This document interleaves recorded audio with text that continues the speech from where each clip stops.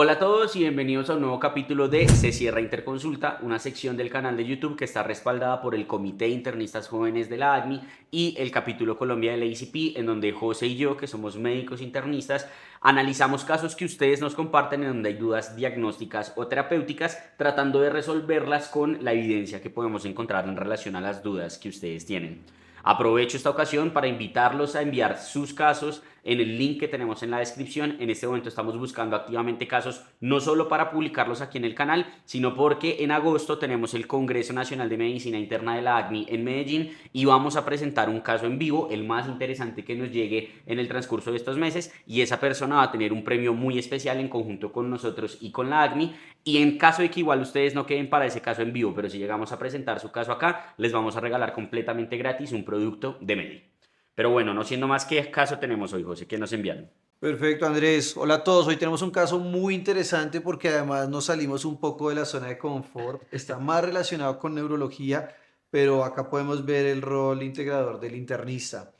Se trata de un hombre de 72 años con antecedente de hipertensión arterial y un ataque cerebrovascular isquémico hace 2 años que en este momento no tiene secuelas. El paciente consulta por un cuadro que inició súbitamente hace 2 horas, caracterizado por asimetría facial con desviación hacia la derecha, acompañado de parestesias en el lado izquierdo de la cara y cefalea hemicraniana izquierda. En los signos vitales del ingreso tiene una presión arterial de 220-120 milímetros de mercurio, una frecuencia cardíaca de 87 latidos por minuto, frecuencia respiratoria de 18 respiraciones por minuto y está saturando 96% al ambiente. El examen neurológico que nos reportan es que el paciente está alerta, consciente, orientado, no tiene disartria y sí llama la atención que tiene una tosis palpebral izquierda con epífora, borramiento de las arrugas en la hemicara izquierda y tiene desviación de la comisura labial hacia el lado derecho. La fuerza está conservada en las cuatro extremidades, los reflejos osteotendinosos son normales y no hay alteración en la marcha ni se documentan otros déficits motores. Entonces, con este caso, el doctor Juan Pablo nos hace las siguientes preguntas. En primer lugar, en este contexto clínico y antes de que tengamos la tomografía de cráneo que le pidieron al paciente, ¿cómo debemos enfocar el caso para distinguirlo si se trata de una parálisis facial periférica o una parálisis facial central o si es una crisis hipertensiva con órgano blanco cerebro? En segundo lugar, ¿cuáles son las metas de presión arterial en este paciente en particular, sobre todo dependiendo de lo que concluyamos en la primera pregunta y cómo llegaríamos a esas metas? Y en tercer lugar, como este paciente tiene un antecedente de una ACV, ¿cómo podríamos distinguir lo que sea que encontremos en el ataque de cráneo, si se trata de algo secuelar del anterior episodio o algo agudo de un nuevo ACV que esté en curso? Entonces, Andrés, cuéntenos para enfocarnos la primera pregunta, ¿cómo podemos distinguir si un paciente tiene una parálisis facial central de una parálisis facial periférica? Bueno, es muy importante que esta sea la primera pregunta porque claramente cambia completamente nuestra conducta como vamos a ir viendo en el transcurso del desarrollo del caso, si es central o si es periférica, porque cambia lo que vamos a hacer con el manejo de la presión arterial, la urgencia que vamos a tener en relación a la posible causa que tenga, dependiendo de si es central o periférica. Y algo también muy interesante de esta pregunta es que la respuesta se puede resolver en la gran mayoría de los casos basados únicamente en lo que es el contexto semiológico que podemos encontrar, entendiendo lo que sería el componente anatómico del origen y el recorrido del nervio facial, y con base en eso las manifestaciones secundarias que pueda haber dependiendo de si es central o periférica. Teniendo entonces esto en consideración, el nervio facial, que es el séptimo par craneal, tiene funciones motoras relacionadas con lo que sería la expresión de la cara, el oído y algo de la deglución. También va a tener función parasimpática, regulando pues lo que sería la parte del sudor y la saliva, y va a tener una función sensitiva, regulando lo que sería el gusto, la sensibilidad retroauricular y el conducto auditivo. La parte motora va a estar compuesta por lo que sería la motoneurona superior, que va a iniciar en la corteza prefrontal, llegando al núcleo del facial en el puente donde se decusa. Y la motoneurona inferior, que sale del núcleo en el puente, hace su recorrido hacia la porción extracraneana y se divide en 5 ramas, que van a ser la temporal, la cigomática, la bucal, la mandibular y la cervical. La porción del núcleo que inerva la región frontal, lo importante a saber aquí es que recibe estímulo de ambas motoneuronas y este va a ser el punto fundamental en hacer pues esta diferenciación semiológica. Por esto, la parálisis facial central no va a tener como tal un compromiso de la parte frontal cuando hay, pues digamos, como el componente de la parálisis, mientras que la parálisis periférica sí va a tener un compromiso de la totalidad de la hemicara, es decir, también va a tener una afección a nivel frontal. Con base en eso, pues digamos que hay varios hallazgos que vamos a poder tener, además de esta diferenciación, pues del compromiso de la parte frontal, que nos pueden ayudar en la diferenciación de la parálisis central de la periférica.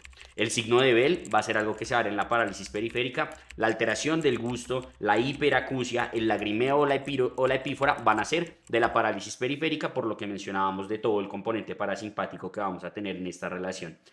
Por otro lado, la parálisis central suele ser de inicio súbito, y algo importante a tener en cuenta también, ya hablando de la ubicación de la lesión, es que la parálisis facial central va a ser contralateral al sitio que se encuentra afectado, mientras que la parálisis facial periférica va a ser ipsilateral al sitio como tal que se encuentra afectado.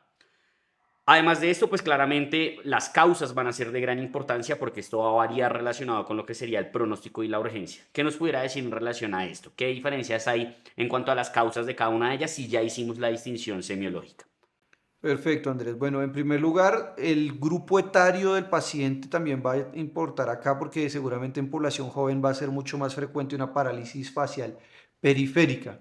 Dentro de la parálisis facial periférica, hasta un 50% terminan denominándose como síndrome de Bell o parálisis de Bell, que se clasifica como idiopática, y muchas de estas que se denominan idiopáticas se han relacionado con infecciones virales, principalmente infecciones por virus como el herpes simple tipo 1, varicela zoster, otros virus como incluso el COVID, citomegalovirus, Epstein-Barr e influenza. Sin embargo, además de las idiopáticas que puedan o no estar relacionadas con un virus, hay otras infecciones como por ejemplo el síndrome de Ramsay-Hunt, que es la infección pues, a nivel del canal óptico, donde se da la parálisis facial con las vesículas en el canal auditivo. También la enfermedad de Lyme, la infección por Borrelia burgdorferi, puede producir este tipo de complicaciones, y de pacientes que tengan otitis media u otras complicaciones a nivel del canal auditivo como tumores benignos o malignos, colesteatomas, pueden por el recorrido del nervio facial producir lesión y parálisis facial periférica. Otras causas, digamos, neurológicas como desmelinizantes periféricas o inflamatorias, está el síndrome de Guillain-Barré, que si bien no es la manifestación más frecuente, puede producir parálisis facial, incluso puede ser bilateral, y la sarcoidosis, particularmente el síndrome de Herford, que también se puede presentar de forma bilateral. Cualquier otra alteración estructural en el recorrido o en el transcurso del nervio facial con fracturas del hueso temporal o traumas faciales pueden llevar a parálisis facial, también derivados de cirugías de otorrino, procedimientos a nivel también de la parótida por su proximidad pueden producir este tipo de complicaciones.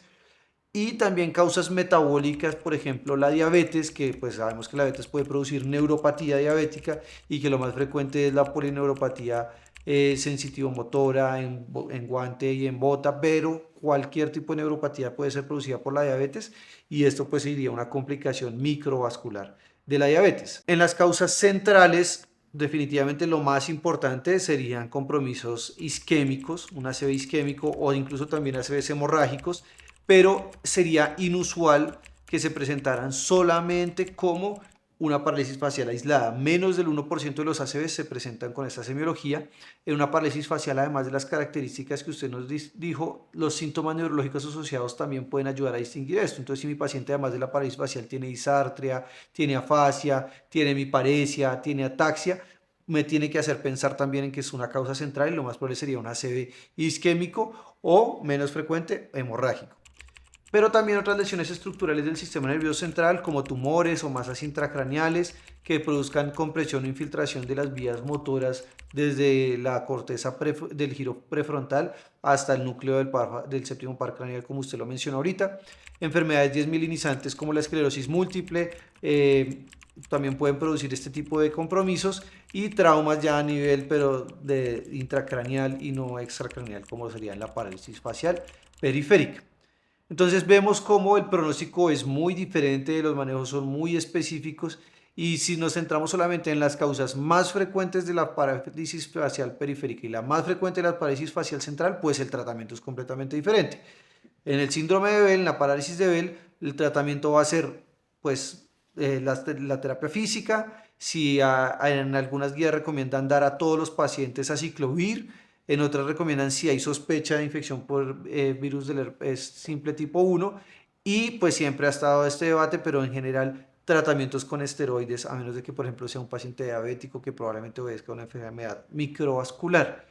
Pero si es una parálisis facial central, pues por un accidente cerebrovascular isquémico habría que activar código ACV y todo lo que eso implica, considerar reperfusión, prevención secundaria, buscar la causa específica del ACV, etcétera, etcétera. Entonces, claramente son diametralmente opuestos los manejos de estos pacientes, aún con una presentación clínica que puede ser relativamente similar.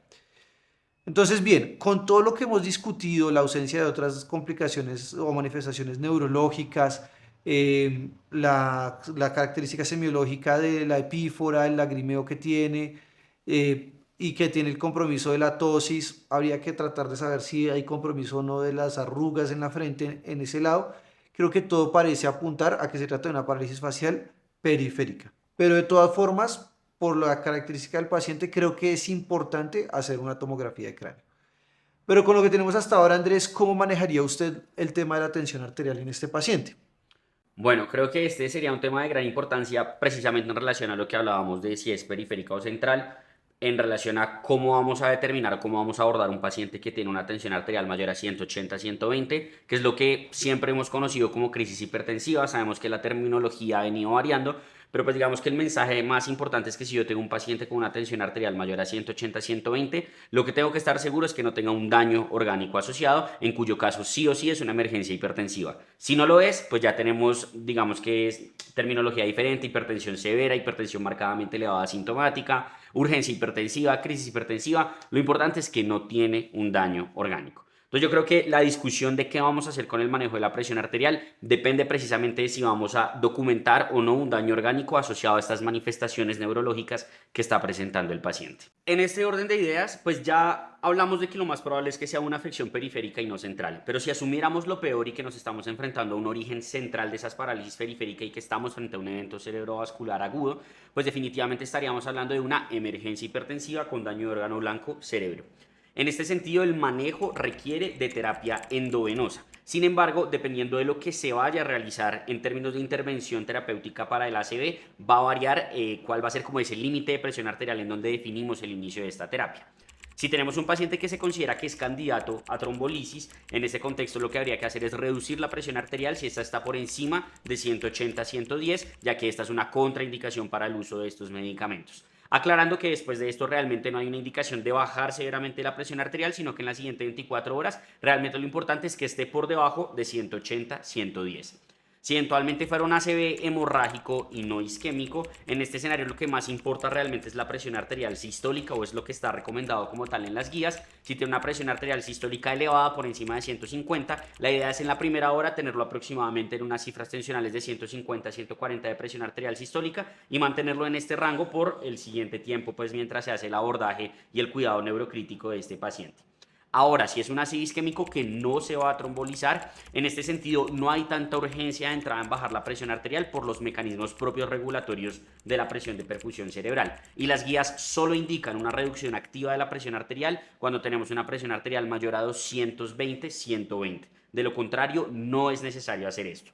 ¿Con qué hacerlo? Usualmente pues es con medicación antihipertensiva endovenosa. Los beta bloqueadores son en general la terapia que más se prefiere cuando el daño de órgano blanco es cerebro, ya que los vasodilatadores, si bien no está demostrado esto clínicamente, en teoría pudieran favorecer un mayor desarrollo de edema vasogénico, por lo cual casi nunca pues digamos que los utilizamos en este contexto. Ahora, si el paciente no tuviera el daño de órgano blanco cerebro y estuviéramos tranquilos de que es una parálisis periférica, lo primero es estar seguros de que no tenga otro daño orgánico, porque igual lo puede tener. La hipertensión está marcadamente mal controlada en este paciente, por lo cual sería muy importante evaluar que no tenga afección cardíaca, afección pulmonar con edema pulmonar, que no tenga una afección con una microangiopatía trombótica, retinopatía, entre muchas otras que siempre debemos de descartar en cualquier paciente que nos llegue con estos rangos de presión arterial.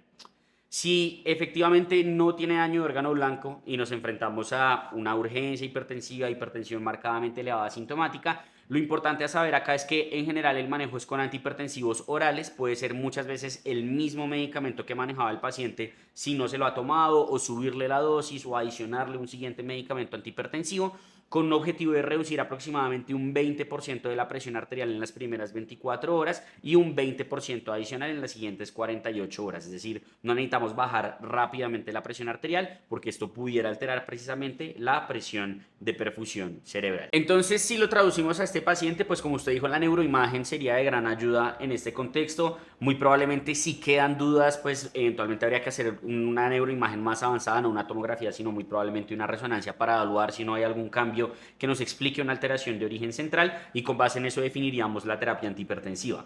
En tal caso de que fuera de origen central, pues si solo tiene el compromiso de la parálisis facial, el NIHSS le daría únicamente de 3 puntos, por lo cual sería una C menor y tocaría discutir si hacer o no la trombolisis, ya que si bien en este caso casi nunca se considera realizarla, pues la guía sí menciona que si es una alteración discapacitante, como por ejemplo una disartria o algo por el estilo, se debería plantear la posibilidad de la trombolisis. Entonces muy probablemente habría que discutirlo con el paciente si no sé qué tanto tendría o no de implicación esa afección focal que tendría para tomar la decisión de trombolizar o no, y con base en esto, pues como expliqué anteriormente, definir cuál sería la mejor estrategia antihipertensiva.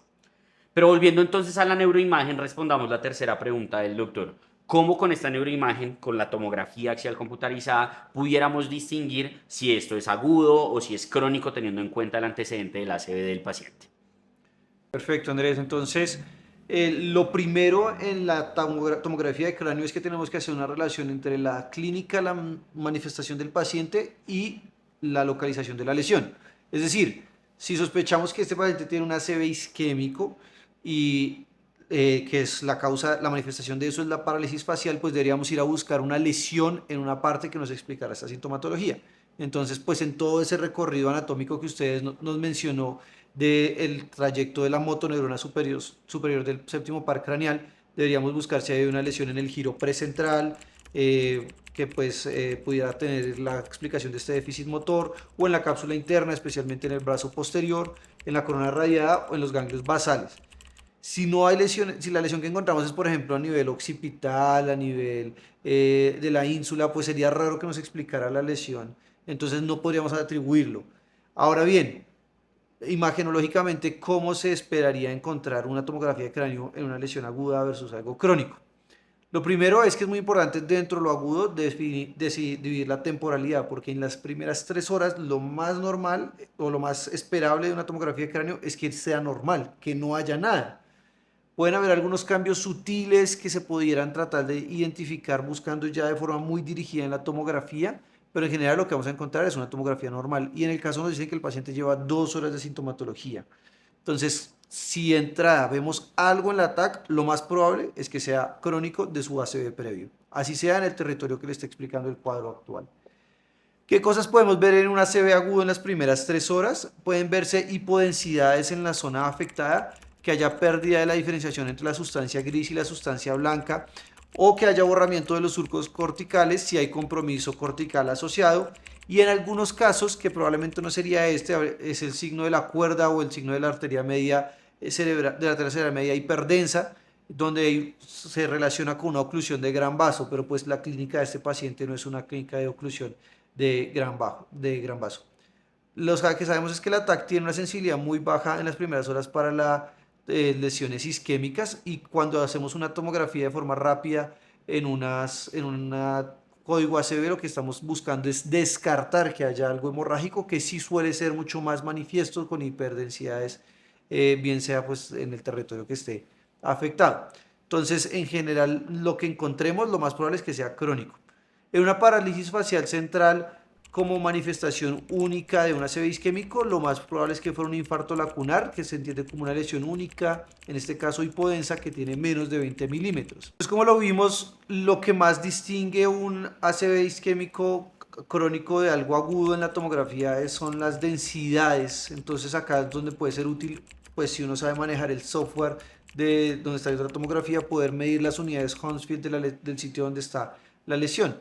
Entonces, pues mientras más sutil sea el cambio de esas densidades, es decir, mientras menos se parezca la densidad de la lesión afectada a la densidad del líquido cefalorraquídeo, quiere decir que es algo más crónico. Otra cosa que podemos hacer útil, sobre todo cuando sospechamos que es una lesión aguda, es comparar con el hemisferio contralateral. Entonces está escrito que cuando hay una diferencia en donde yo creo que está la lesión en un hemisferio contra el hemisferio que es normal, más o menos una diferencia de 1.2, 1.3 unidades Hounsfield, o si lo medimos en porcentajes, entre un 75 y un 77% de la densidad en el área afectada contra el área sana. Otra cosa que puede distinguir un poco, que es un poco más tardía, es que en el ACV agudo, cuando ya se empieza a instaurar el edema, puede verse efecto de masa, que ya en escenarios más crónicos eso pues se reduce y ya no hay efecto de masa. Entonces si vemos efecto de masa, seguramente han pasado más o menos unas 6 horas desde que se instauró el ataque cerebrovascular. Y en ACV crónico, cuando ya se ha perdido ese edema, entonces aparece una pérdida de volumen, lo que se conoce como encefalomalacia, donde hay atrofia del tejido cerebral, con retracción, dilatación ex vacuo de los ventrículos adyacentes y ensanchamiento de los surcos. Entonces, pues en este caso hay que hacer la tomografía de cráneo. Si vemos hiperdensidades, seguramente se trata de algo hemorrágico que también está dentro del diferencial por lo que tiene la tensión arterial tan elevada, pero esperaríamos que la clínica fuera otra. Y si en la TAC vemos algún cambio, lo más probable es que sea algo crónico si tiene las características que mencionamos. Por la temporalidad, 2 horas de clínica, esperaríamos que el área afectada todavía no tenga cambios imagenológicos en la tomografía, que incluso esto también permite evaluar el tamaño del ACV con lo que es la escala de aspecto. Mientras más alto es el aspecto, quiere decir que es más pequeño el ACV porque no es tan grande, que es una escala que va de 0 a 10 puntos. Bien, Andrés, ¿cuáles serían entonces los mensajes para llevar al hospital? En primer lugar, cuando nos enfrentamos a una parálisis facial, es de gran importancia diferenciar si esta es central o es periférica, pues las causas, el manejo y el pronóstico de las mismas van a variar significativamente. Para esto debemos apoyarnos principalmente en lo que sería la semiología del paciente, basados principalmente en el examen neurológico. En segundo lugar, en un paciente con hipertensión arterial mayor a 180-110 milímetros de mercurio, conocido como crisis hipertensiva, lo primero que tenemos que hacer es buscar activamente con la clínica y ayudas diagnósticas si hay lesión de órgano blanco cerebral, pulmonar, cardíaco, renal, en retina o microvascular.